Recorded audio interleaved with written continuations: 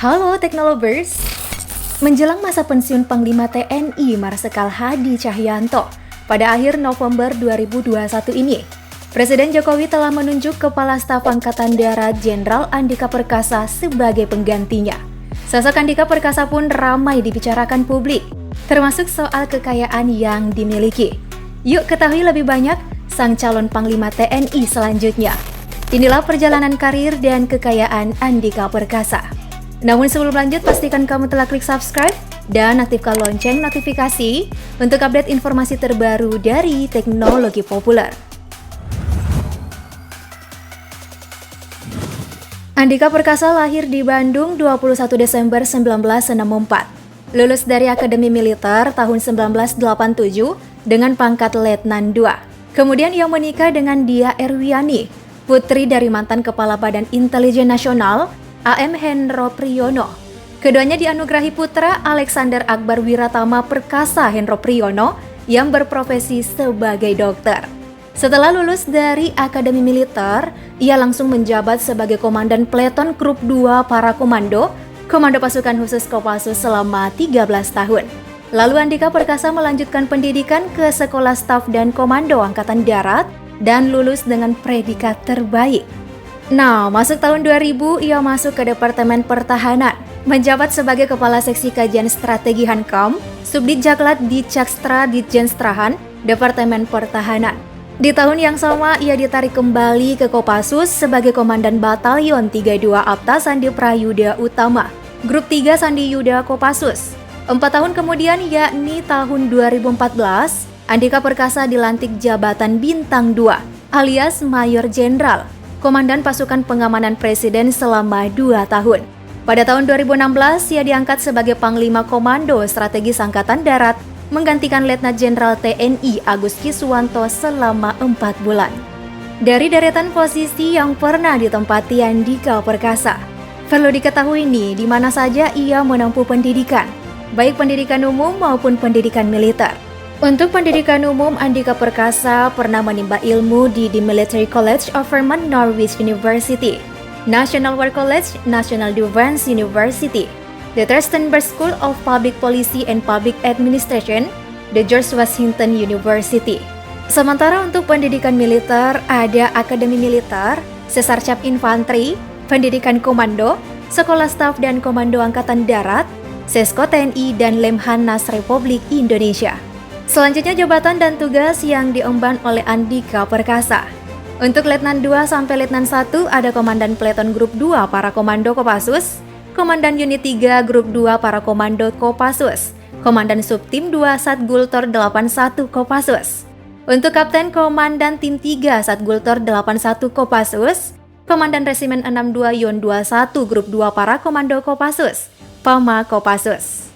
Lalu untuk Mayor ada Pamen Kopassus, Kepala Seksi Kajian Strategi Hankam, Subdit Kebijakan Pelaksanaan, Direktorat Kebijakan Strategi, Ditjenstrahan, Departemen Pertahanan.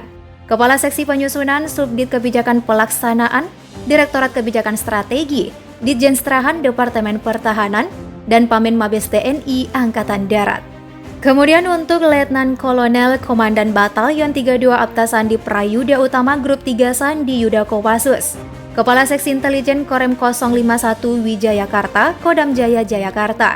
Pabandi A33 Direktorat A Badan Intelijen Strategis TNI, Pabandi 4 Pasdiks, Pabam Opsdik, Sdirdik Kodiklat TNI Angkatan Darat, Kepala Bagian Perencanaan Sdirum Kodiklat TNI Angkatan Darat.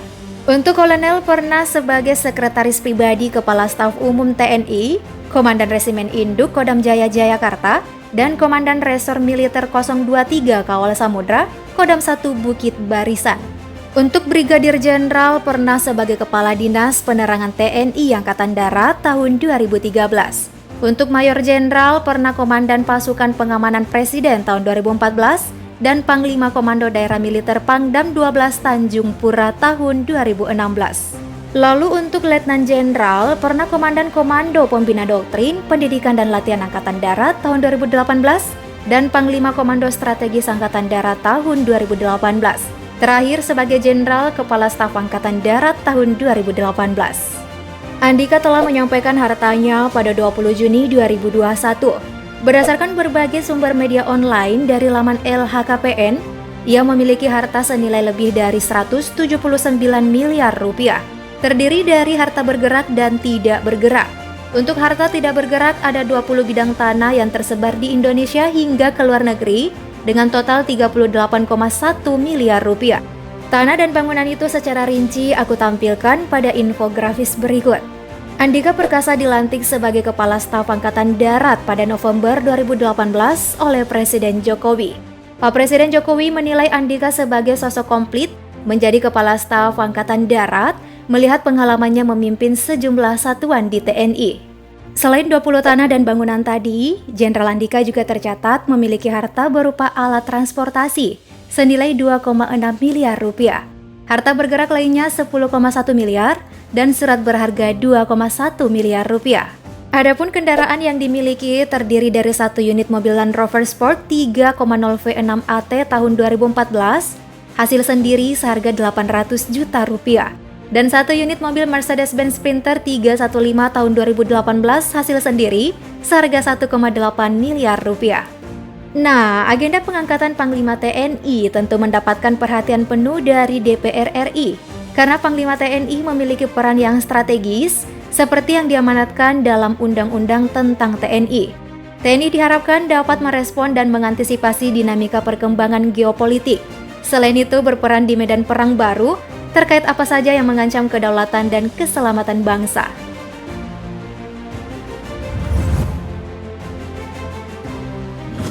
Melihat perjalanan karir dari Andika Perkasa, tak heran ya jika Pak Presiden memilihnya untuk menduduki jabatan Panglima TNI selanjutnya. Gimana tanggapanmu? Komen di bawah ya. Abis itu klik like dan share video ini. Thanks for watching.